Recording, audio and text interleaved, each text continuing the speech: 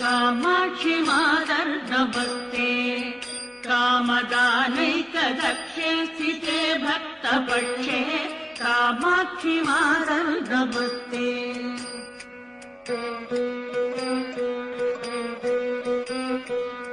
कामारिकान्ते कुमारी कालकालस्य भर्तुकरे दत्तदत्ते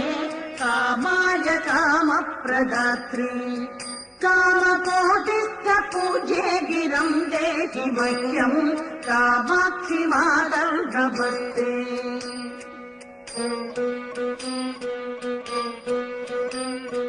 श्रीचक्रमध्ये वसन्ति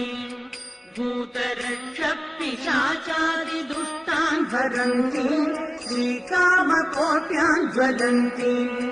कामजी